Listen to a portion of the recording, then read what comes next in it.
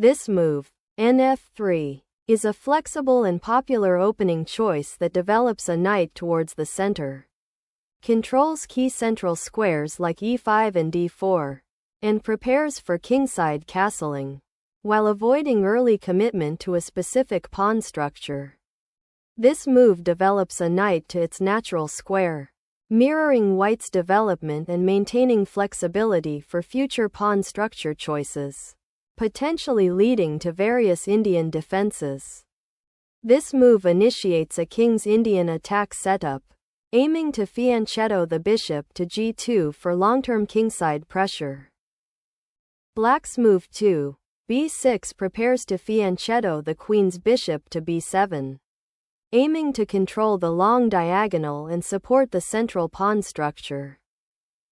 Developing the bishop to g2 fianchetto controls the long diagonal and prepares for kingside castling, aiming for a solid pawn structure. Developing the bishop to b7 places it on the long diagonal, preparing to influence the center and potentially attack white's kingside once the d-pawn advances. Castling kingside is a standard defensive maneuver in this opening, securing the king and preparing to connect the rooks for future action. This move prepares to develop the queen's bishop and reinforces control of the d5 square, a common theme in Catalan-like structures. White claims central space and prepares to develop the queenside pieces, aiming for a solid positional advantage characteristic of an English opening or Catalan structure. This move develops the bishop to a natural square, preparing to castle and reinforcing the kingside pawn structure while maintaining flexibility in black's pawn formation. This move continues white's development with a standard knight maneuver, preparing to control central squares and potentially support a d2-d4 pawn push while avoiding early pawn tension. Black castles, completing an important phase of development and securing the king while preparing to connect the rooks and potentially challenge white's central pawn presence. This move boldly stakes a claim in the center, aiming to control key squares and prepare for further pawn advances to open lines for white's pieces. This move challenges white's central pawn structure and aims to disrupt white's piece coordination, potentially leading to a favorable exchange or repositioning for black.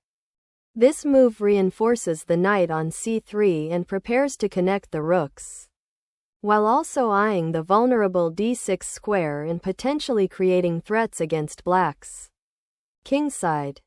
This move aims to break white's central pawn structure and create weaknesses by exchanging the knight for white's c3 knight, opening lines for black's pieces. By recapturing with the queen, white centralizes the piece, directly challenges black's control of the d5 square, and prepares to develop the queen's bishop to a more active diagonal. This move immediately challenges white's central pawn control, aiming to open lines and create dynamic counterplay on the queenside while preventing white from establishing a dominant pawn center. Developing the rook to the d-file opens up attacking possibilities and supports a potential pawn push to d4, while also preparing to contest the central open file. This move prepares to contest the central d4 pawn and potentially activate the bishop on b7 by freeing up the c5 square. This move develops the bishop to a more active diagonal, preparing to pressure black's queenside and support a potential e4 pawn advance. This knight move to d7 prepares for a potential pawn push to c5, aiming to contest the center and gain space on the queenside. This move prepares to contest the c-file, aiming to achieve active piece play and potentially exploit the central pawn tension. This move actively contests the semi-open c-file, preparing to challenge white's rook and potentially create counterplay on the queenside. This pawn push initiates a central pawn break, aiming to disrupt black's pawn structure and open lines for white's pieces, particularly the queen and rook on the c-file. This pawn capture opens the central files and offers an opportunity to activate the queen and potentially create central pawn tension. This move resolves the central tension, opening the c-file for white's rook and creating a structural imbalance with white's isolated d-pawn. This move aims to develop the rook to a more active central file, potentially supporting a kingside pawn push or creating counterplay along the e-file. This move initiates a bold pawn expansion on the queenside, aiming to disrupt black's pawn structure and potentially create weaknesses on the c5 square. This move develops the bishop to an active diagonal and prepares to contest the important central squares while potentially preparing for future pawn pushes like e5. The queen repositions to target the b6 pawn and prepare for potential advances on the queenside.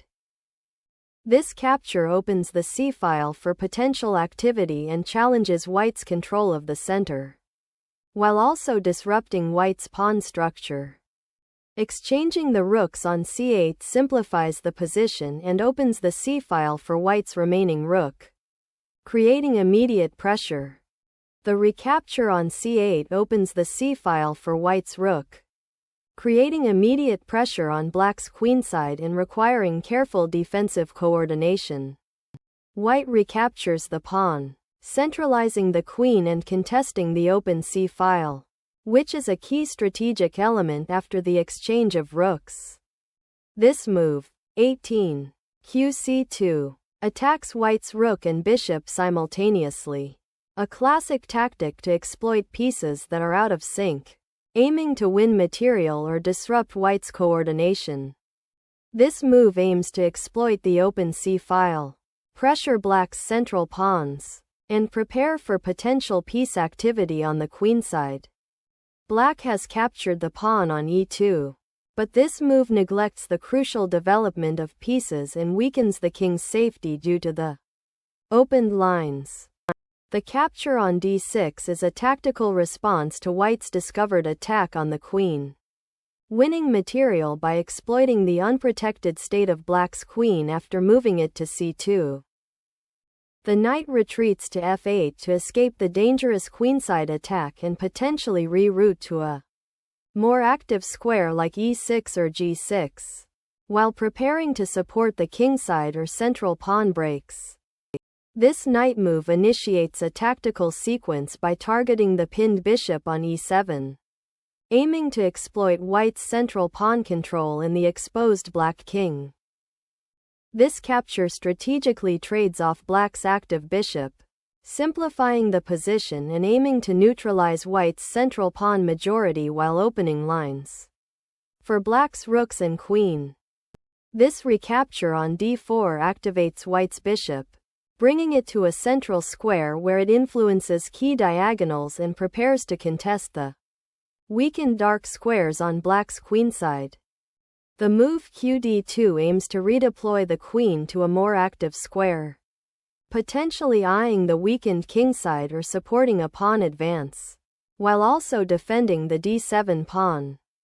This move repositioning the queen to f4 initiates an aggressive plan, threatening to capture the e2 pawn and exploit white's slight material disadvantage by forcing exchanges that simplify the position in black's favor. This check is a forcing move that disrupts white's king safety and aims to create counterplay, leveraging the open file and the pressure on white's queenside.